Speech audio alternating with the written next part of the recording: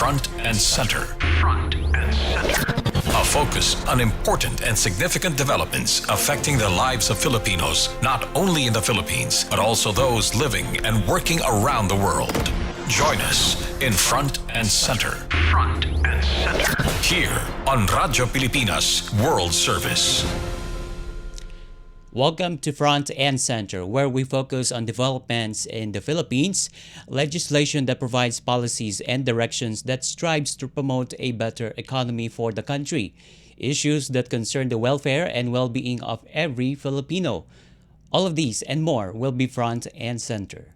You can watch this program live on our Facebook page, Radyo Pilipinas World Service, and also on our audio streaming at Evox PBS Receiver app. So join us for another edition of Front and Center with your host, Jerome Toledo. Front and Center. Front and Center. Here on Radyo Pilipinas World Service. The Presidential Communications Office on Wednesday said that President Ferdinand R. Marcos Jr. has ordered lifestyle checks on government officials as part of his administration's intensified anti-corruption drive amid alleged irregularities in flood control projects nationwide. President Marcos Jr. has emphasized the need for continuous scrutiny of Department of Public Works and Highways records to uncover questionable projects. And in the meantime, Budget Secretary Amena Pangandaman, as well as Transportation Secretary Vince Dizon, Environment and Natural Resources Secretary Rafael Lotilla, MMDA Chairman Romando Artes, and Information and Communications Technology Secretary Henry Aguda, they're all open to undergo lifestyle checks following the President's directive for all government officials. Even lawmakers like Representative Laila De Lima and Benny Abante welcomed the move as they point out the need for a law on freedom freedom of information. And to give us a detailed analysis regarding the lifestyle checks that President Marcos Jr. has ordered to all government officials in the executive department, we now have on the line via Zoom, joining us live via Zoom, is the political analyst, none other than Ronald Llamas. Good morning, Mr. Ronald. Good morning, and thank you for joining us again in the program Front and Center on Radyo Pilipinas World Service. Good morning, Jerome, and to all your listeners. It's good to be here again, and very happy to discuss such a very important topic. Okay, thank you. And this topic is all over the headlines this week because Yes. the flood control project is not yet over now. We now have the lifestyle checks that President Marcos Jr. is ordering to all government officials. So, what would be the public perception of this directive coming from the president? Well, first of all, it is long overdue. During his second and third SONA, he already said that he will destroy cartels, uh, imprison hoarders, smugglers, and government officials who support them. But since then, since the second and third SONA, we've not heard of anybody being charged or put in prison for this crime. So this is long overdue. Uh, During his fourth SONA, he emphasized this campaign in his Mahiya naman kayo or Shame on You campaign. So, second, this is consistent with that fourth SONA call, uh, Shame on You.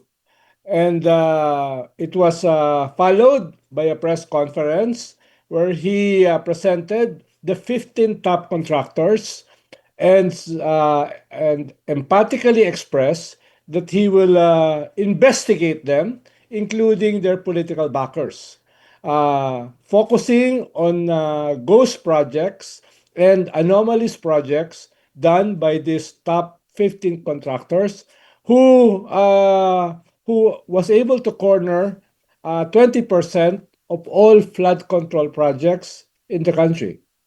And third, aside from sustaining or follow through for his Mahiya Naman Kayo, Shame on You campaign, he also visited several of these ghost projects in Luzon. And his Right. Isumbong Mo sa Pangulo website is already garnering a lot of interest as well as a lot of support, and has become a basis for some of his expose or investigation into ghost projects. So the lifestyle check is consistent with this campaign, uh, but it cannot stand alone. Lifestyle check should complement the release of the SALN or Statement of Assets and Liabilities of government officials involved in this anomalous contracts and projects with the government, specifically those related to flood control. So, the SALN, which the previous ombudsman didn't permit to be released Right. unless the person being investigated himself or herself permits to release the SALN, should be changed. If not, this campaign will be for nothing. It will just be an empty threat. So the opening of the SALN should go hand in hand with this lifestyle check. And third, lastly, which should go hand in hand with this lifestyle check, is a triangulation of the possible wealth of these people, of these government officials involved in such anomalous projects. For example, you have to use the LRA to investigate the properties, the houses of these government officials and their families. Second, the LTO, the Land Transportation Organization, should release the number of vehicles, the number of vehicles of these individuals, including the number of vehicles of their families. Third, they should ask the Bureau of Immigration how many trips abroad do these government officials do monthly or annually, including their families. And fourth, the AMLA should be requested by the government, specifically through the ombudsman, to release possible anomalous bank accounts of these individuals, etc., etc. So it has to complement a triangulation of government agencies which should look into the not only the lifestyle of these people but their wealth and the wealth of their families. If you do that, the fourth and final conduct of the government is to file charges against these individuals after having done this several moves Right. to check on their lifestyle and their wealth. Because if you do not file charges, if you do not get people arrested for this massive corruption, for these anomalous projects, then all of this will be for nothing and it will explode in the face of the president, and he will quickly become a lame duck president Oh, I see. with very low approval ratings. Okay, I see. So it has to go do a lot of things. All right. So, having said that, so do you see this as a genuine anti-corruption measure or a strategic move to address the public outcry over flood control projects? I think it should be. No, I think it may be because, as I said earlier, if he doesn't pursue this to its logical conclusion, file charges, not only investigate the lifestyle, but file charges and get people in prison, no, then it will explode in his His face, face. and it will make his campaign just an empty rhetoric. So it is basically also an issue of political survival for the president, whose approval ratings are very low at this point. Okay. All right. So President Marcos Jr. is in year 3 of his administration, but and at the same time, he made this call for public officials to release their statement of assets, liabilities, and net worths. And at the same time, my question for that, I'm sorry, Mr. Ronald, is the president made the right or made the good timing to announce this government-wide lifestyle check? What do you mean? I'm sorry. Did President Marcos Jr. made the right choice, or did he have a good timing in announcing this government-wide lifestyle check? Well, I think so, because he is now going into the fourth year of his term. Mm-mm. This has turned into a legacy project. If he doesn't do this, then he will be remembered as a weak leader Yeah. who wasn't able to control and Mm-mm. punish corruption. So, Mm-mm. so this is now a legacy project for Yeah. him. He has to do this Mm-hmm. uh, perhaps earlier, but at the very least, he was still able to do this in the middle of his term.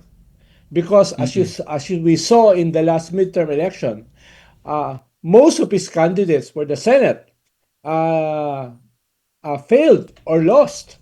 Mm-hmm. So to mitigate that important defeat, which was a plebiscite on his governance, he has no choice but to do this campaign, because he will have to transfer blame for the defeat in the midterm election Mm-mm. to these corrupt officials. So it has different angles. Mm-mm. It will help him uh, erase the defeat of the midterm elections. Mm-hmm. Right. It will help him reverse Mm-hmm. the Okay. controversy on the 2025 budget, which was tainted with massive corruption. And third, it will help him consolidate his political project, his legacy project, Mm-mm. uh, going into the next 2 years. I see. Okay, so that's gonna be a legacy project for Yes. or a legacy moment for President Marcos Jr., Yes. which is to make this or hold these government officials accountable. Anyway, so do you think this order coming from the president will affect the relationship between him and key officials in the executive department, especially those who may be political allies that may be found guilty of amassing these wealth? It will be a delicate balance. He has Mm-mm. to do this and bring this to its logical conclusion by charging and putting in prison those involved in anomalous projects. Mm-mm. But at the same time, he cannot isolate key elements of his political base Mm-mm. in Congress and in the Senate. So most probably, this won't be a sweeping campaign. It will be Mm-mm. targeted. There will be, in a way, sacrificial lambs. Mm. There will be people who will be charged and possibly convicted and put in prison, but this will be targeted. It will not sweep everybody because he might antagonize or lose his political base, Mm. especially those in the local government, in the Senate, and in Congress. I think most of those who will be charged will be contractors, will be government officials like those in the DPWH, Mm. and a few politicians. Mm. This may be enough to show people that he means business. It may not be enough Mm. to clean government, enough to move forward and use this mantra, this Mm. campaign, not only to push his approval ratings up, Mm. but to show that his government is doing a lot, not only in cleansing its rank, Yeah. but in delivering effective government projects like those of the flood control. He has Okay. to do this in the Mm. limited time he has. But at Okay. the same time, balance the necessity not to antagonize his political base, especially since his vice president already threatened him with impeachment in the next 2 to 3 years. I see. So that means he has to play a delicate balancing act. Uh, Bring this to its logical conclusion, but at the same time, not antagonize most of his political base. I see. And do you see a chilling effect on government officials, and that will encourage them to be more prudent in their public spending? It will put a chilling effect if he is able to charge people in the next 1 or 2 months. If it doesn't happen, then it won't create a chilling effect. Like as we saw last week, in the midst of all this investigation, where these contractors, these government officials are under the microscope, a district engineer of the DPWH still has had the goal to try to bribe a billionaire congressman. So for now, if you use that as a measuring stick, it still hasn't done any chilling effect. People in government, politicians, still do this with impunity. They don't care because they believe that they can get away with it. So to prevent this, he really has to file charges and put people in prison. As Senator Ping Lacson said, this will be nothing unless he puts people in prison, unless he punish corrupt officials. Okay, but of course, on the other hand, the people that that are involved in corrupt practices must explain themselves first before they get charged. Well, they will be given their day in court, no? But according to the president, they will be shamed publicly. No? They will be not only put on notice, but they will be publicly shamed by putting their names and the anomalous projects associated with them I see. before charging them in court. Okay. But Okay. definitely, they will have to explain themselves. But for now, we already see glaring proof of this corruption, of these anomalous projects, I see. no? Especially those which are ghost projects. Yeah, that's all right. That's right. Okay, so would you agree with me if if we consider a measure of success for this initiative of lifestyle check is putting people guilty of amassing wealth a charge? So that's going to Not be yet, a measure not of yet. success. But the president may possibly go there. But for now, we still don't see people being charged. We see a few public officials from the DPWH being removed from their posts or suspended. But in terms of cases filed, nothing has. I haven't seen anything yet. So this will start to be successful if charges will be filed. Uh, Okay. So, what few more things, Mr. Ronald. So, can you tell us the importance of public participation in the success of this directive? And do you see any challenges in validating citizens' report, like the Sumbong sa Pangulo website? Yes, I think the public participation will be very important. Like for the first time, you have an open BICAM process where civil society are invited to participate. This should not stop this transparency project, this truth project should not stop with the national budget.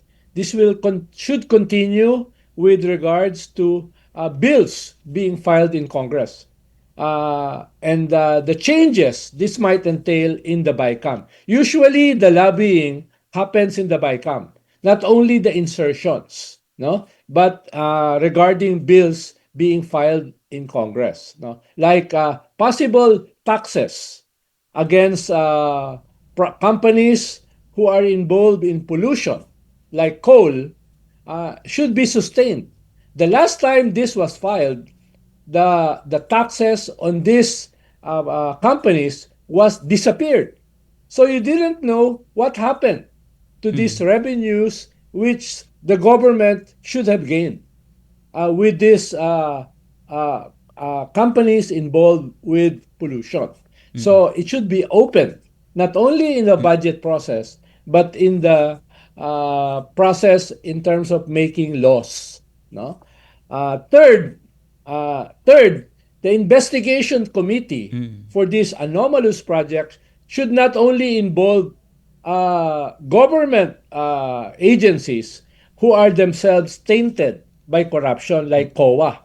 It should also involve other agencies in government who are not directly linked with corruption, possibly NEDA, etc. And add to that civic society participation. Like people who are formerly with COA, like Heidi Mendoza, who is now with civil society, should be involved because she knows full well how corruption works in government. Second, people like former Finance Undersecretary Shelo Magno should be recruited as part of this independent investigating body, etc., etc. So if you don't have a credible, independent, investigative body where civil society is involved, then your campaign to rid corrupt officials in government would always be a suspect. So you need the investigating body to be credible. And this is where people's participation should be included. Right. And yeah, you mentioned people should actively participate in this, or else it will be just an Yes, yes. empty And you can see in social media pursuit. how Gen Z people, millennials, are now very active in monitoring these investigations. So there is a lot of pressure now compared to the previous years for the people, especially the young, to sustain this campaign to its logical conclusion. I see. But by default, the office of the ombudsman should lead this lifestyle checks. Yes, together with people's participation and other government agencies.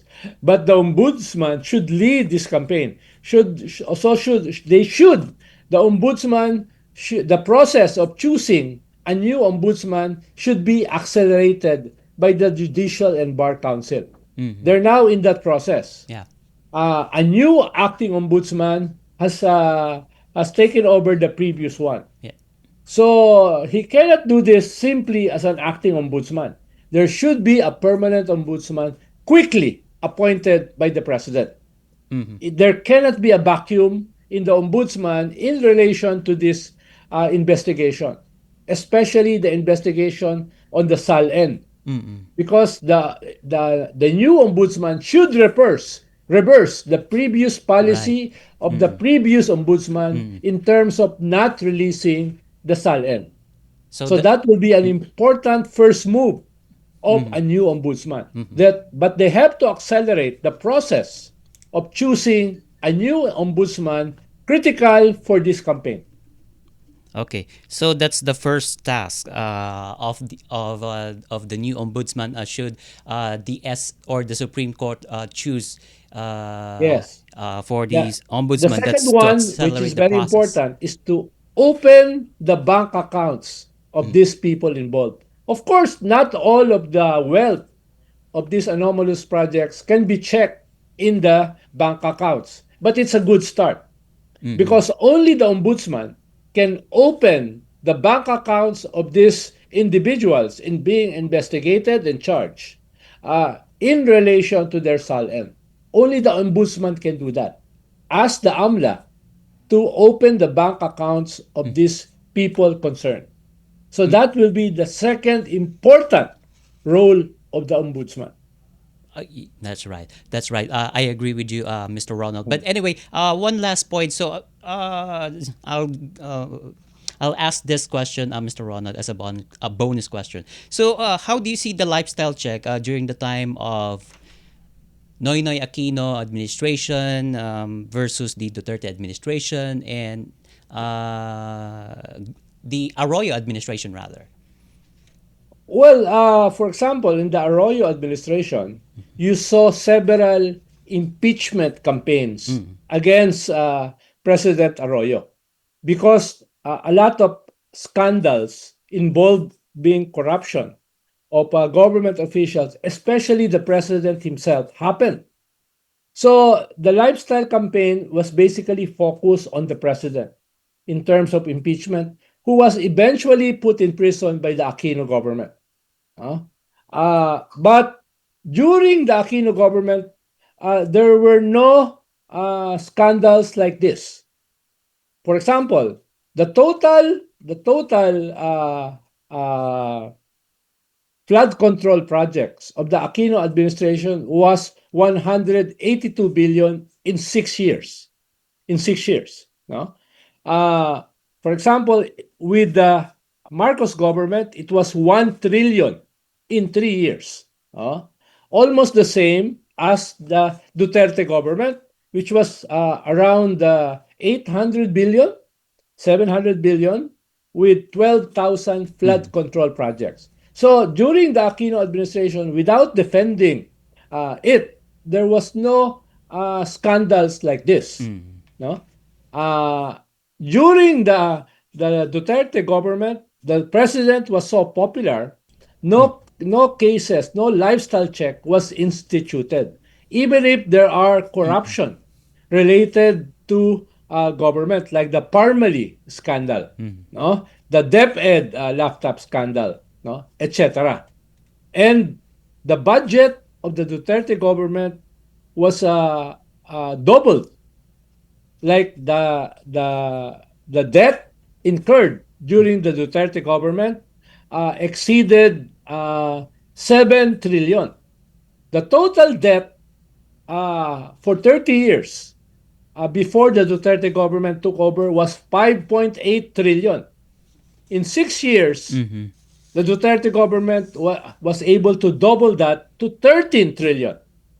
So, a lifestyle check should have been instituted because so much debt, so much government budget was linked to corruption, but there was no lifestyle check. The first 3 years of the Marcos government, even if the flood control project reached 1 trillion pesos, there was also no lifestyle check. So, as I said earlier, this Mm-hmm. was long overdue.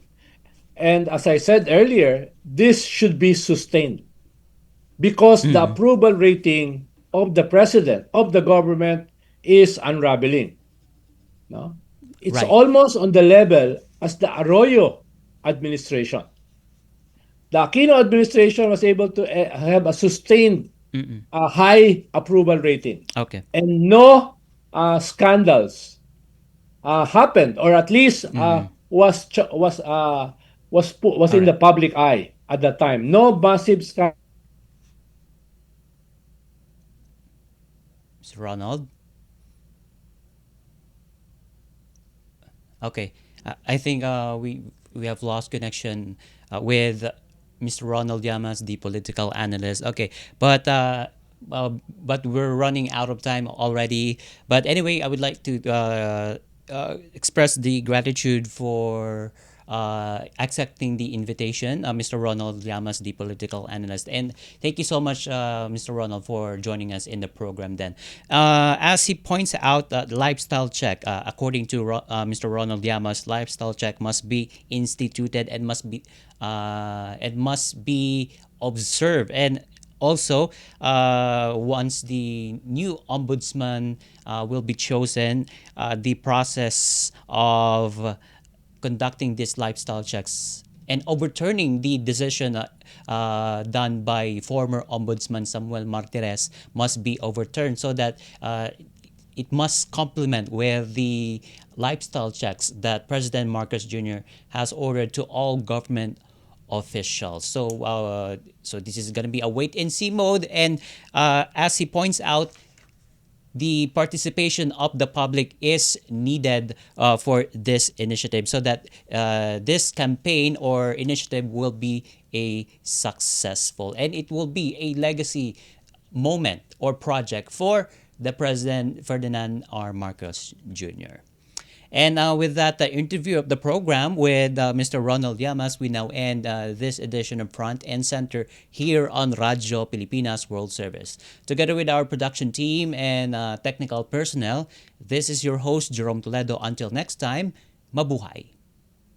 You have just heard and watched Front and Center. Join us again for another edition here on Radyo Pilipinas World Service. Front and Center.